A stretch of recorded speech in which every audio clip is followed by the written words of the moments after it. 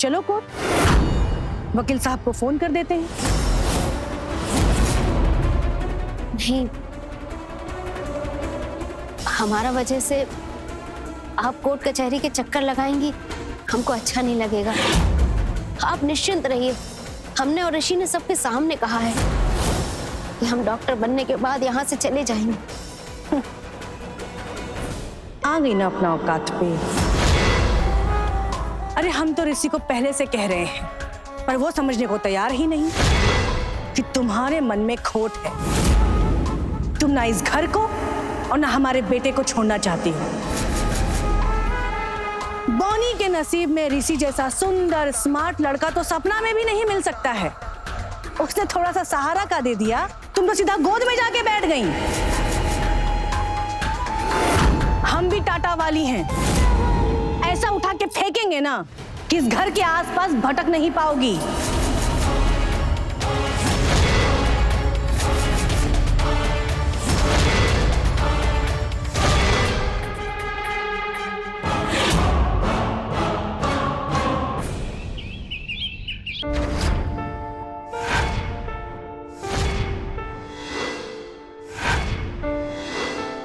दादी, जब तक और पराठा आएगा तब तक मैं आपका आधा पराठा ले लूं? अरे आधा क्या, पूरा ले लो। ए बॉनी, तुमको दिखाई नहीं दे रहा है नीलम को पराठा चाहिए? हम अभी लेकर आते हैं।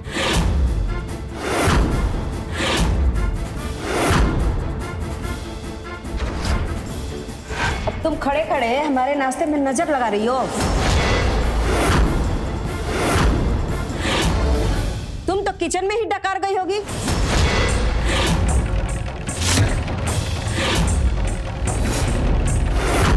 वो हमको आप सबसे एक काम था। काम? का काम? हमको कुछ पैसे चाहिए।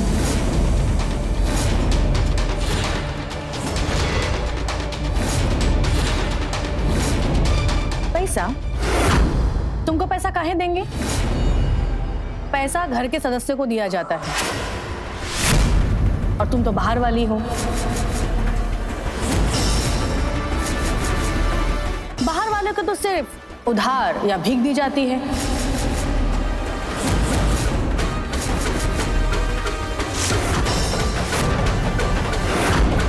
उधार के तुम लायक हो नहीं, और भीख हम तुम्हें देंगे नहीं। टाटा वाली बिल्कुल सही कह रही। ये चपड़ासी की बेटी का हिम्मत तो देखो, अब इस घर से पैसा मांग रही है। एक फुटी कौड़ी नहीं मिलेगा तुमको। आप लोग सुबह सुबह नाश्ता के समय क्यों झगड़ा कर रहे हैं? अरे आप लोग एक बार सुन तो लीजिए कि आखिर उसको पैसा क्यों चाहिए। हाँ अनमोल, क्यों चाहिए तुमको पैसा? पैसा हमको नहीं, इस घर के लिए चाहिए।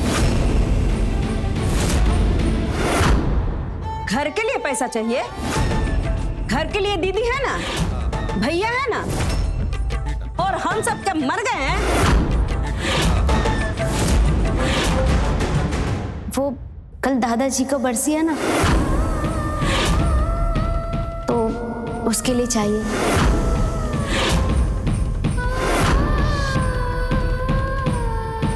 हमको नहीं पता कि पिछले कई सालों से दादाजी का बरसी काहे नहीं मनाया जा रहा, लेकिन इस साल हम दादाजी का बरसी मनाना चाहते हैं। तो उसके लिए पैसा चाहिए। दादाजी का बरसी? ये तो किसी को याद ही नहीं था।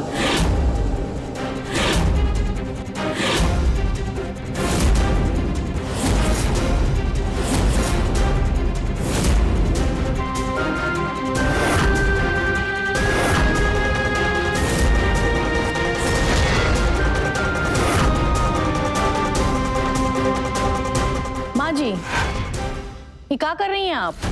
शर्म करो टाटा वाली, तुम इस घर की बड़ी बहू हो। जो काम तुमको करना चाहिए था वो ये लड़की कर रही है। इतने सालों तक इनका बरसी हम अकेले पूजा पाठ करके मनाते थे। परिवार में किसी ने भी हमारे पति का बरसी नहीं मनाया।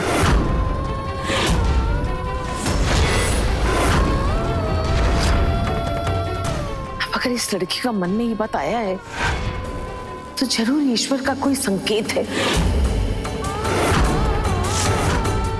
इस बार हमारे दिव्यांग पति की आत्मा की शांति के लिए ये बरसी जरूर बनेगा।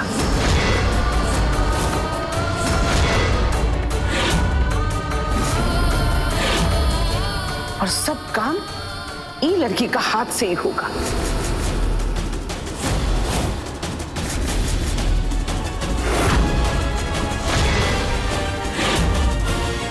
और शादी बरसी के लिए इसको जितना खर्चा चाहिए उसका पैसा तुम इसको दे दो।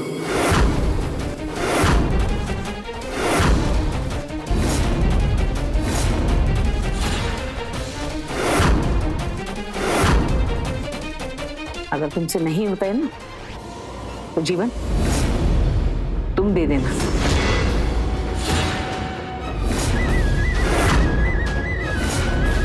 अगर तुमसे भी नहीं होता तो हमको बता दो।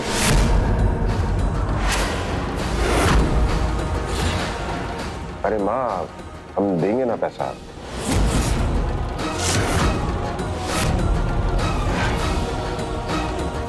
आप चिंता मत कीजिए, बाबूजी का बरसी अच्छे से मनाएंगे।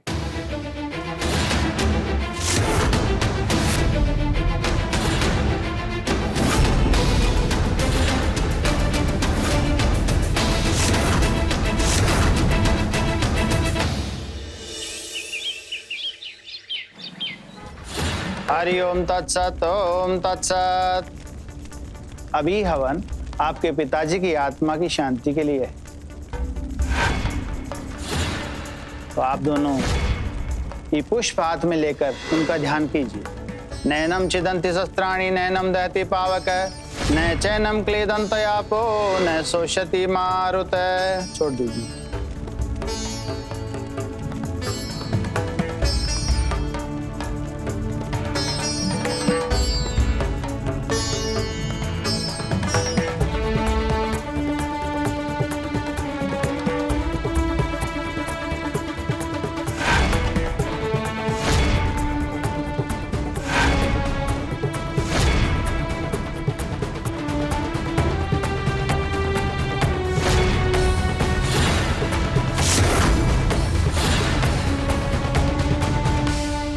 दीदी, ये बॉनी की वजह से ना हम लोग का हालत घाट के कुत्ते जैसा हो गया है। पता नहीं कौन कौन सा दिन देखना बाकी रह गया अब। दीदी, एक बार भौं भौं करके देखिएगा। हवन संपन्न हुआ।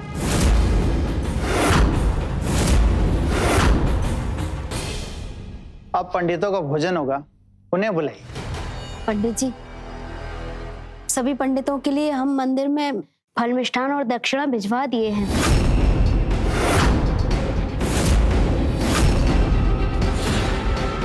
अरे लेकिन जब तक पंडित घर की वेदी पर बैठकर भोजन नहीं करेगा तब तक बरसी का विधि संपन्न नहीं माना जाएगा।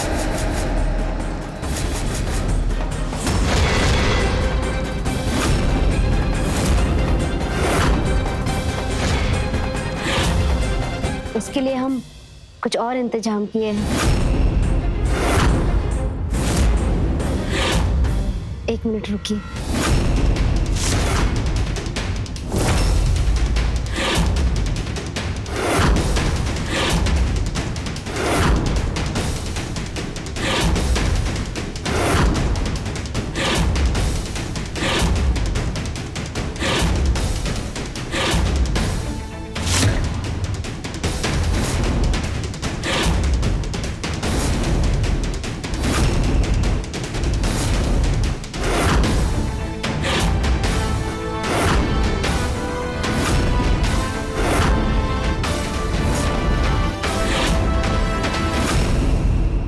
भिखारी लोग कहाँ आ गए हमारे घर में? बाहर निकालो इनको।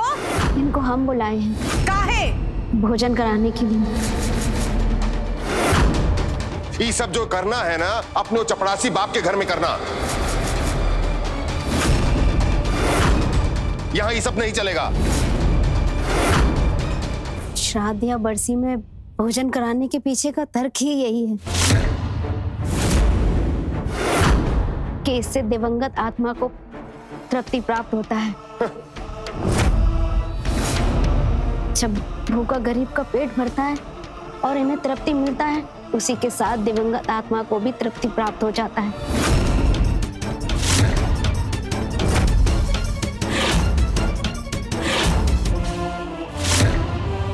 और हमको ये नहीं भूलना चाहिए कि इनमें ही नारायण बसते हैं।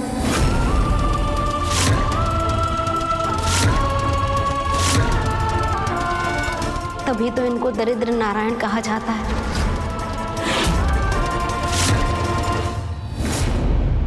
जरा सोचिए, जब ये गरीब यहाँ बैठकर भरपेट भोजन करेंगे तो दिल से इनकी कितनी दोहा निकलेगी, और इससे हमारे दादाजी की आत्मा को तृप्ति प्राप्त होगी और उनको शांति मिलेगी।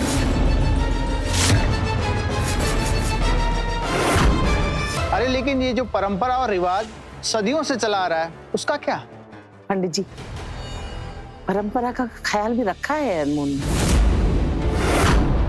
पंडितों के लिए दान दक्षिणा अनाज वो सब पहले ही मंदिर में दे आ चुकी है।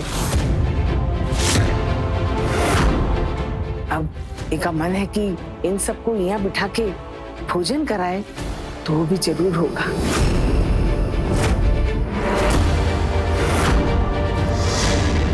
आज ये जो बरसी हो रही है अनमोल का वजह से हो रही है, और हम कहे थे कि सब कुछ अनमोल का मर्जी से ही होगा। अनमोल, तुम ग्रेट हो।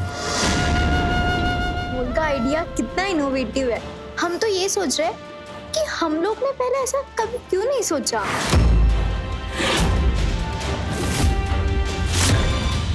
कहा है ना, इस घर में सबकी मति भ्रष्ट हो गई है।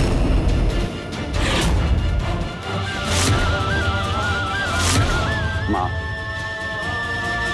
पिताजी की आत्मा की शांति के लिए सब किया जा रहा है। अपना मन अशांत मत कीजिए प्लीज। अनमोल, चलो शुरू करो।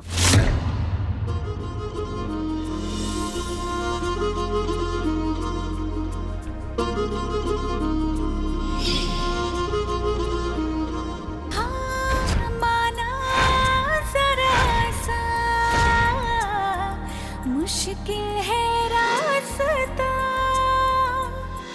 कदम कदम पे उलझन से पड़े वास्ता, लेकिन हिम्मत ना हारे, चट्टान सा हौसला रे, सबसे अलग भी वो चमके जब गर्दिशों में हो तारे, बंद किस्मत के दरवाजे से लगी खोल, बेटी हमारी अनमोल, बेटी हमारी अनमोल, बेटी हमारी अनमोल, बेटी हमारी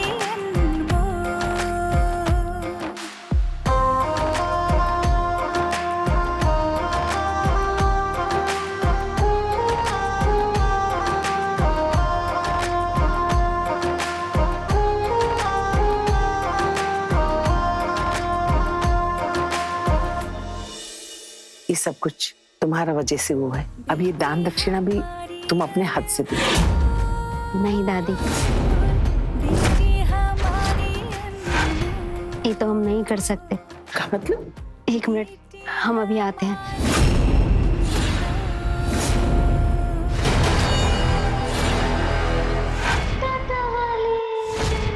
तुम यहाँ क्या कर रही हो? तुम्हारा हिम्मत कैसे हुआ हमारा कमरा में आने की? तुम अपना औकात भूलते जा रही हो। हमारा कमरा में हमारा परमिशन के बिना कोई नहीं आ सकता है। तुम कैसे आ गई? निकलो यहाँ से।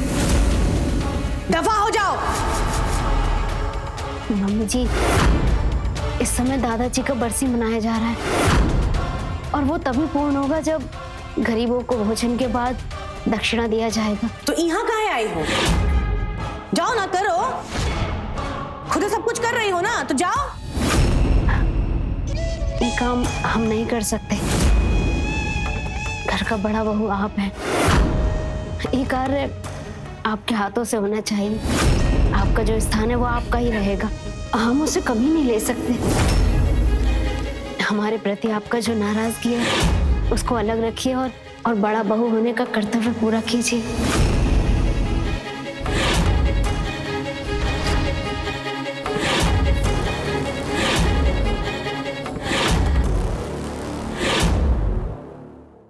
ये अनमोल टाटा वाले के कमरे में कहाँ गई? माँ बहुत गुस्सा में गई है, अब वो यहाँ नहीं आएगी। ये अनमोल भी ना, अब तक सब इतना अच्छा से चल रहा था, क्या जरूरत थी इसको माँ के पास जाने की? पता नहीं माँ गुस्से में कोई हंगामा ना कर दे। हंगामा? दीदी तो अब तक उस बोनी का कचूमर निकाल दी होगी।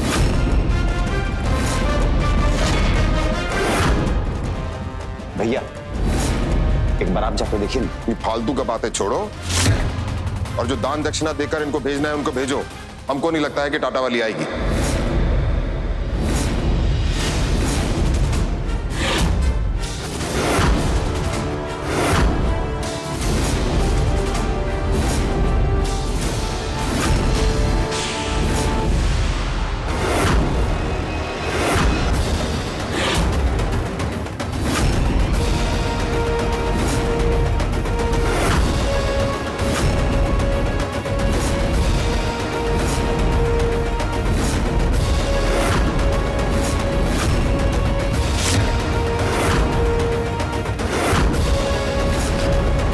दादी, दान का रस्म घर का बड़ी बहू के हाथ से होना चाहिए।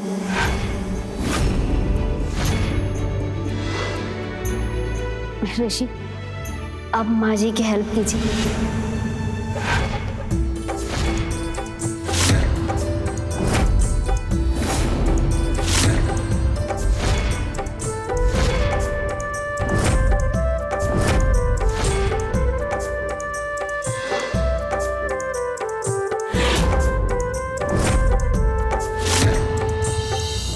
हम गरीब हैं, भीख मांगते हैं और उसी से हमारा गुजारा होता है।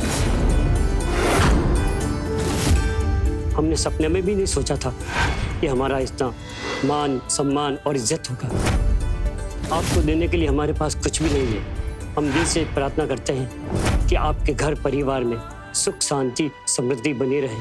हे भगवान, हे परमात्मा, इनके दादाजी की आत्मा को शांति मिले और आपके चरणों में जगह मिले। तुम दोनों की जोड़ी सलामत है, सदा सुहागन रहो।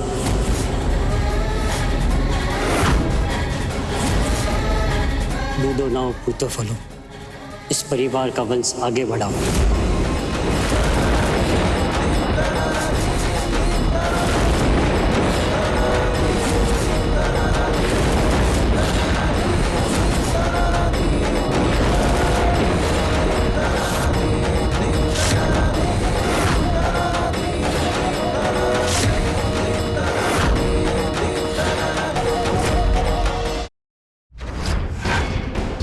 माने कोरा बकवास। अब ई बौनी हमारे परिवार का वंश आगे बढ़ाएगी।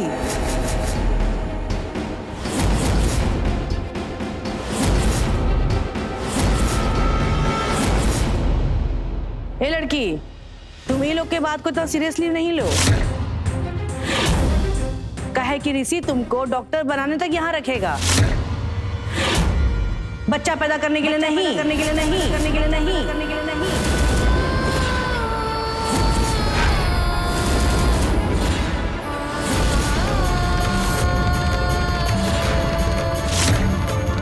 हमारे घर का बहू आएगी तो सुंदर सुशील लंबी ऊंचा खानदान की लड़की। हमारा खानदान में ना बौना बौनी पैदा नहीं होगा, पैदा नहीं होगा, पैदा नहीं होगा, पैदा नहीं होगा।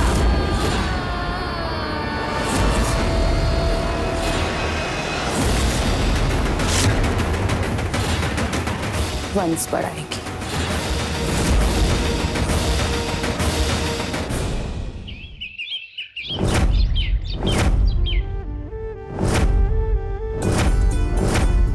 माँ, पापा, अनमोल, आरती, चिराग, देखो कौन आया है। अनमोल आई है। ठीक है ना बेटा, तुम दोनों यहाँ अचानक? वो अरे तुम काहे इतना टेंशन ले रही हो भाई? हैं?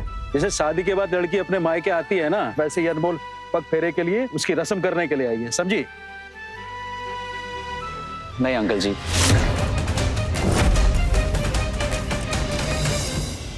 पापा, वो असल में वो हम अपना सारे मार्कशीट और सारे प्रमाण पत्र और जो जो मेडिकल का एडमिशन में जरूरत पड़ता है ना, वो सब लेने आए हैं और सारे पेपर लेके हम चले जाएंगे। चली जाना, बिल्कुल चली जाना। अब आई हो तो खाना वाना खा के जाना। तुम्हें पता है कितना टाइम हो गया है, हमने तुम्हारे साथ खाना भी नहीं खाया। मम्मी, मैं 1 मिनट में आता हूँ। तुम कहाँ जा रहे हो? मम्मी, जीजा जी पहली बार हमारे घर आए तो हम उनके लिए ना दही बड़ा लेके आते हैं। अरे सुनो, वो दुकानदार को बोल देना कि पैसे जो है पापा देंगे ना। चिराग, गुलाब जामुन भी लेते आना। ये ऋषि फर्स्ट टाइम घर पे आए हैं। क्यों ऋषि, खाएंगे ना आप? हाँ खा लेंगे, आखिर हमारा दोस्त का घर है।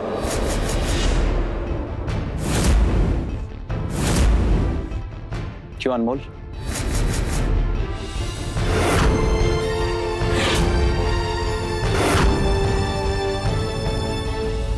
हाँ ऋषि। ठीक है, हम लेके आते हैं। ऋषि बेटा, आइए ना। काश सब कुछ वैसा ही होता जैसा मम्मी पापा और आरती दीदी सोच रहे हैं, लेकिन सच्चाई कुछ और है। ऋषि तो हमको अपना पत्नी मानते ही नहीं।